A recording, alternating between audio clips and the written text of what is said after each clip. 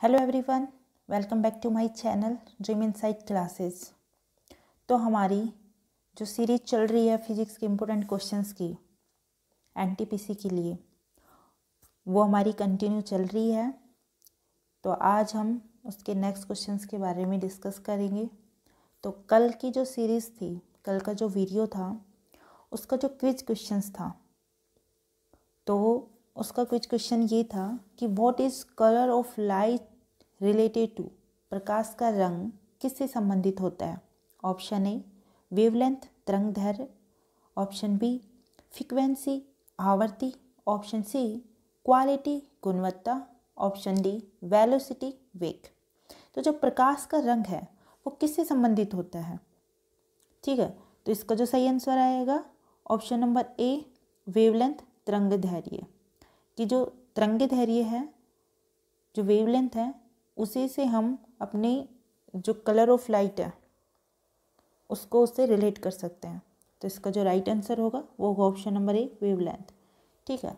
तो आज चलते हैं आज के क्वेश्चंस पर। Question number 81, the best material for the core of a transform is, transformer के आंतरिक के लिए सबसे अच्छी सामग्री है। Option A stainless steel, option B mild steel नरम steel, option C hard steel, option D soft iron. तो जो ट्रांसफार्मर के आंतरिक के लिए जो सबसे अच्छी जो मटेरियल होता है, सबसे अच्छी जो सामग्री होती है, वो होता है सॉफ्ट आयरन, ठीक है। तो इसका जो सही आंसर होगा option number D, soft iron is the right answer of this question. अब इसके बारे में हम जान लेते हैं कि कैसे होता है, ठीक है। तो in alternating current AC device they cause energy losses called core losses due to high hysteresis and eddy current in applications such as transformation and inductors. Soft magnetic material with low coercivity and high hysteresis such as silicon steel और soft iron are used। कि इसमें soft iron का use होता है transformer में, तो इसलिए इसके जो सबसे अच्छा मटेरियल है वो सॉफ्ट आयरन है। तो इसका जो राइट आंसर होगा soft iron is the right answer, ठीक है। चलते हैं नेक्स्ट क्वेश्चन पर।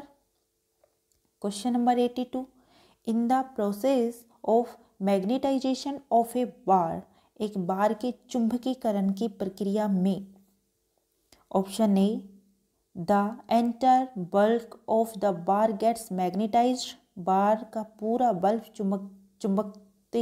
चुंबकित हो जाता है, option B only the surface of the bar gets magnetise, केवल बार की सतह चुंबकीय हो जाती है, option C only the ends of the bar get magnetise, केवल बार के सिरे चुंबकीय हो जाते हैं, option D only some part of the other layers of the bar get magnetise, bar की अन्य परतों के कारण कुछ हिस्से चुंबकीय हो जाते हैं।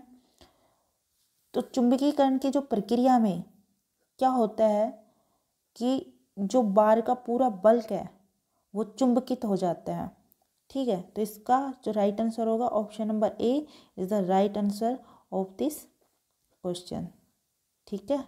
तो इसका सही आंसर ये हो जाएगा, ओके।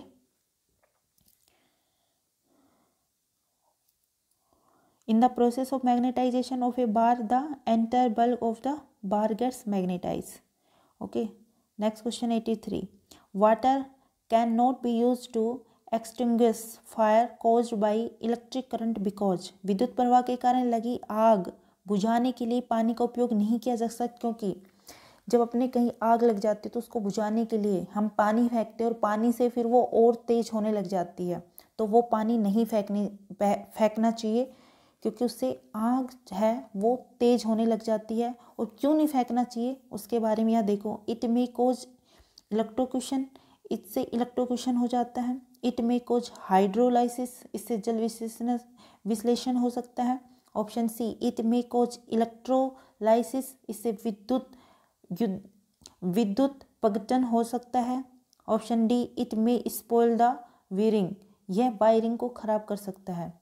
तो इसका ऑप्शन ए राइट आंसर होगा। इट मे कोज इलेक्ट्रोक्यूशन, इसे इलेक्ट्रोक्यूशन हो सकता है कि जो आँच है वो और तेज़ी से बढ़ने लग जाती है। ठीक है, तो water is not used for extinguishing fires cause due to electrical faults because water is good conductor होता है ऑफ इलेक्ट्रिसिटी।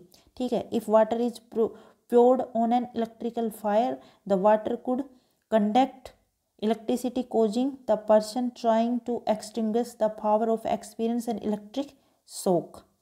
जब कभी क्या होता है कि कुछ भी वायर होते हैं, ठीक है, यदि हम गीले हैं, यदि हमारी बॉडी किसी जैसे भीगी हुई है या गीले हैं और हम फिर उन तारों को लगाते हैं, उन वायरों को कनेक्ट करते हैं, तो वहाँ से एक शॉर्ट सर्किट या फिर हम पे करंट लगता है।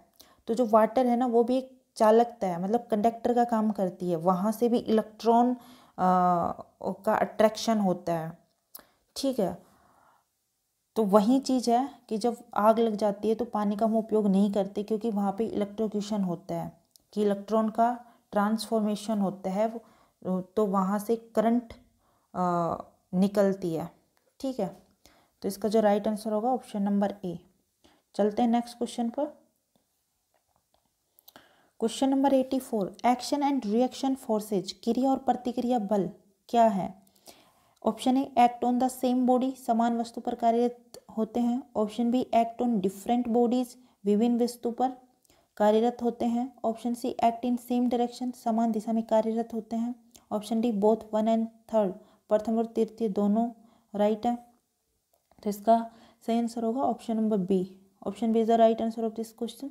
एक्ट ऑन डिफरेंट बॉडीज, विभिन्न वस्तु पर कार्यरत होते हैं। जो क्रिया और प्रतिक्रिया बल है वो अलग अलग वस्तु पर कार्यरत होते हैं। ठीक है, both forces act on the same object while action and reaction forces always act on different object. ठीक है, कि विभिन्न वस्तु पर कार्यरत होते हैं। तो राइट आंसर होगा ऑप्शन नंबर बी। चलते हैं नेक्स्ट क्वेश्चन पर। Question number 85, the law that give a qualitative definition of forces is, नियम जो बल की योग्यता की परिभाषा देता है वह क्या है? Option A Newton second law of motion, Newton की गति का दूसरा नियम। Option B Newton first law of motion, Newton की गति का पहला नियम। Option C Newton third law of motion, Newton की गति का तीसरा नियम। Option D law of gravitation, गुरुत्वाकर्षण का नियम। तो जो नियम बल की योग्यता की परिभाषा देता है, ठीक है, तो किस में होता है? न्यूटन की गति के जो फर्स्ट लॉ है उसमें इसके बारे में हम पढ़ते हैं। क्या पढ़ते हैं कि जब कोई वस्तु है, ठीक है, उस पर हम फोर्स लगाते हैं तभी तो वो क्रिया करती है।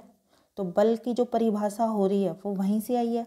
तो option B is the right answer of this question कि Newton first law of motion states every object in a state the rest uniform motion unless, जब तक उस पर एक्सटर्नल फोर्स एक्ट अपॉन, मतलब जब तक उसको भारी फोर्स नहीं लगाते हैं तब तक वो क्या होती है? रेस्ट पर होती है, कांस्टेंट एक जगह स्थिर रहती है। ठीक है, तो यही है इसके बारे में। तो इसका राइट आंसर हो जाएगा option number B Newton first law.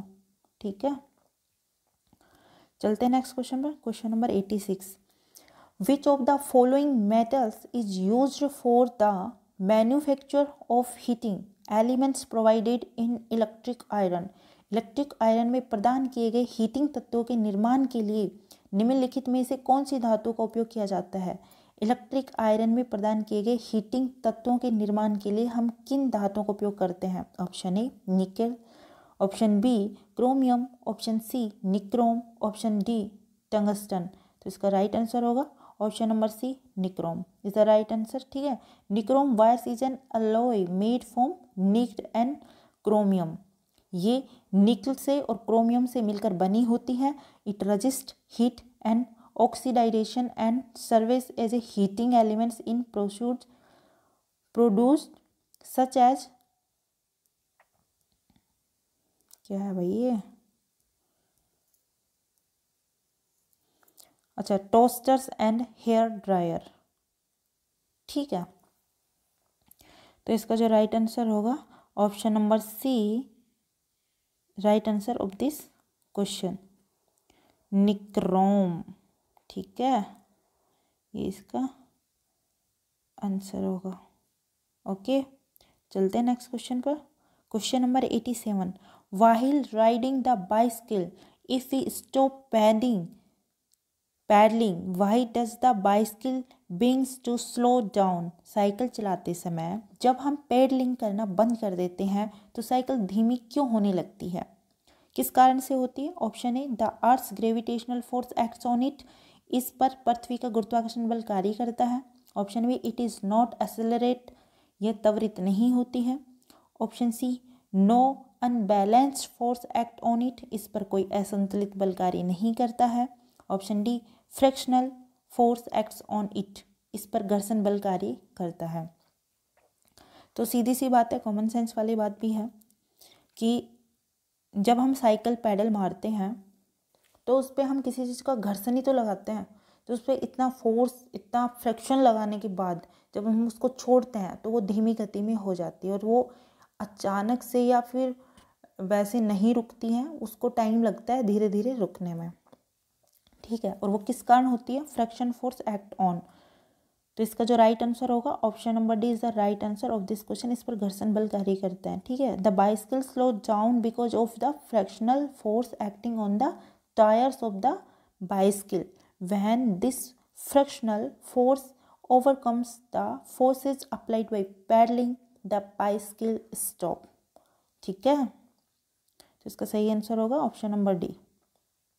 Next question, question number 88, A fielder giving a swing while catching a ball is an example of। गेंद को पकड़ने के दौरान स्विंग देने वाला एक फील्डर किसका उदाहरण है?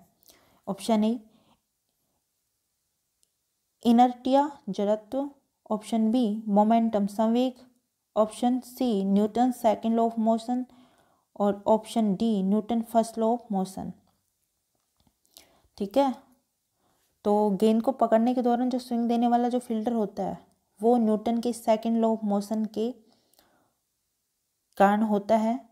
तो option see the right answer. ठीक है, तो अब न्यूटन का सेकंड लॉ क्या कहता है? Newton second law of motion, when you swing your hand it will take more time to stop the ball, hence the rate of change of momentum. ये line ध्यान रखने वाली है, जो सेकंड लॉ है, hence the rate of change of momentum of the ball will decrease, so force acting on the hand will be less. ठीक है, तो इसका जो राइट आंसर हो जाएगा वो होगा न्यूटन के सेकंड लॉ ऑफ मोशन से।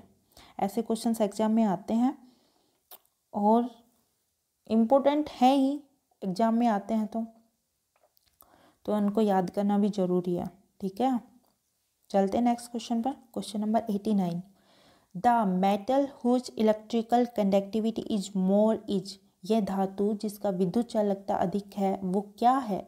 ऑप्शन ए, कॉपर तांबा। Option B, aluminium. Option C, silver चांदी। Option D, lead.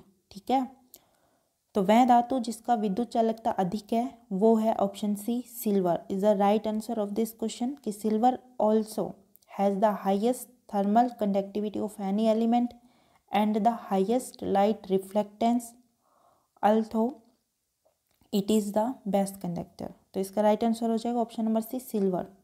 Okay, next question,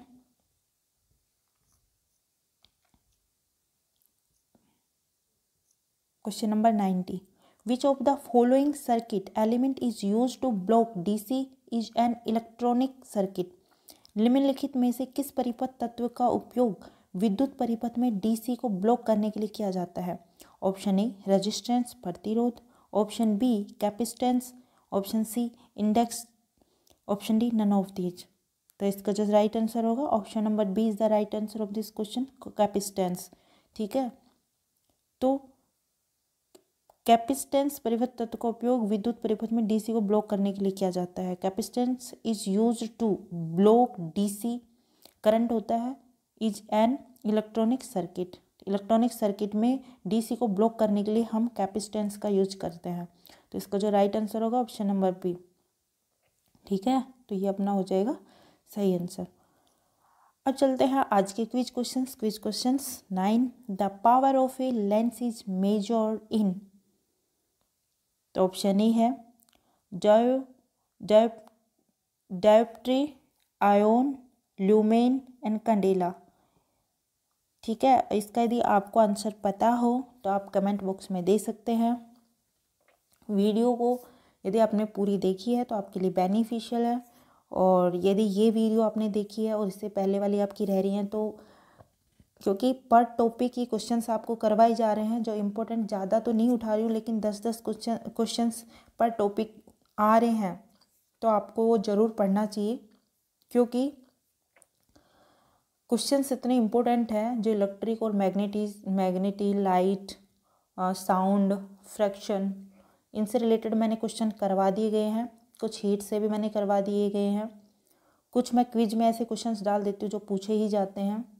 तो जो आपने पहले वाली वीडियो नहीं देखी हैं तो उनको भी वॉच कीजिएगा और अपने एग्ज़ाम को फाइट कीजिएगा। ठीक है, और यदि आपको मेरा स्टडी मटेरियल या इस वीडियो की PDF आपको लेनी हो तो आप टेलीग्राम ग्रुप को ज्वाइन कर सकते हैं। टेलीग्राम ग्रुप का नाम ड्रीम इनसाइट क्लासेस से है। आप सर्च बॉक्स में जाएंगे, वहाँ पे वो आ जाएगा, आप ज्वाइन कर लेना। फेसबुक पेज भी इसी नाम से है। और यदि आप मेरे चैनल पर नए हैं तो मेरे चैनल को सब्सक्राइब करना ना भूलें, बेल आइकन को प्रेस करना ना भूलें, ताकि हमारी आने वाली वीडियो का मिस ना कर पाए। ठीक है, तो आज की वीडियो में इतना है। मिलते हैं नेक्स्ट वीडियो में। Bye bye, take care, see you.